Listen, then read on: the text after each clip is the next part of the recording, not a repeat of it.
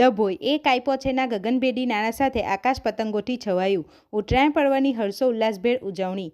ડભોઈ પતંગબાજોના માનીતા તહેવાર એવા ઉત્તરાયણ અને વાસી ઉત્તરાયણની ડભોઈ શહેર સહિત સમગ્ર તાલુકામાં ભારે ઉત્સાહ સાથે ઉજવણી કરવામાં આવી હતી. એ કાયપો છે, લપેટ લપેટ અને ગયો ગયો જેવા ગગનભેદી નાણાઓથી 2 દિવસ સુધી ડભોઈનું આકાશ ગુંજી ઉઠ્યું હતું. પતંગબાજી અને આકાશમાં રંગોની મજા. વહેલી સવારથી જ અબાલ વૃદ્ધ સૌ કોઈ ધાબા પર ચડી ગયા હતા. રંગબેરંગી પતંગો અને ધારદાર દોરી સાથે યુવાનો અને બાળકોએ આકાશમાં પેચ લડાવવાની મજા માણી હતી. જ્યારે પણ કોઈ પતંગ કપાય ત્યારે આસપાસના ધાબા અને પતરાઓ પરથી યુવાનો દ્વારા થતા અવાજો અને ચીચિયાળીઓએ સમગ્ર વાતાવરણને જીવંત બનાવી દીધું હતું.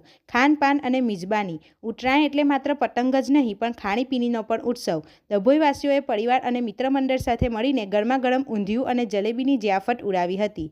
સાથે ફાફડા અને શીંગતલની ચીકીનો પણ આનંદ માણ્યો હતો.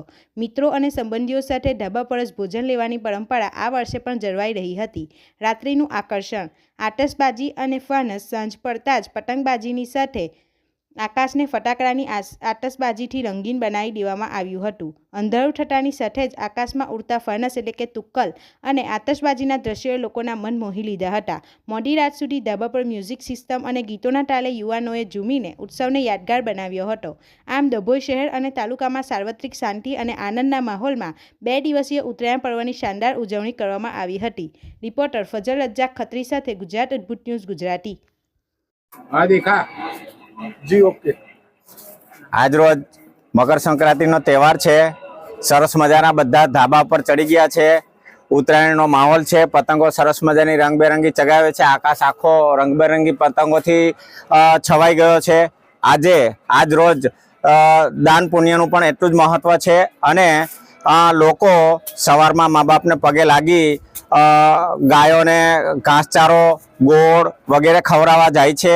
પાંજરાપોળમાં ગાયોની સેવા કરવા જાય છે અને એટલો બધો આનંદ ઉલ્લાસથી આ તહેવાર ઉજવવામાં આવે છે અને લોકો એટલો આનંદ મોજથી તહેવાર ઉજવી અને પોતાનો જે કંઈ આજે તહેવાર છે એ ઉજવી અને આનંદ મસ્તીમાં આખો દિવસ પસાર કરે છે. અને છેલ્લે એટલું કહીશ કે આપણે જી ઓકે. આજ રોજ દર્ભાવતી ડભોઈમાં મકર સંક્રાંતિનો તહેવાર ઉજવાઈ રહ્યો છે.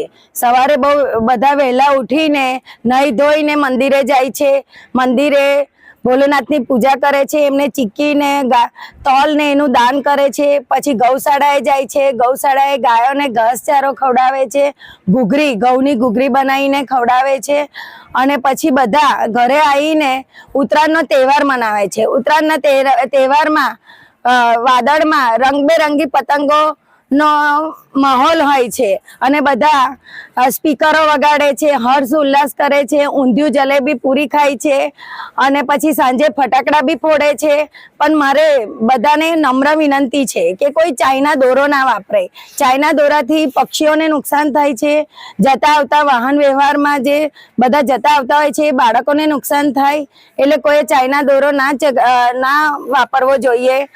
આપણી આસપાસ બનતી ઘટનાના સમાચાર જોવા માટે ગુજરાત અદ્ભુત ન્યૂઝ ગુજરાતીને લાઈક કરો.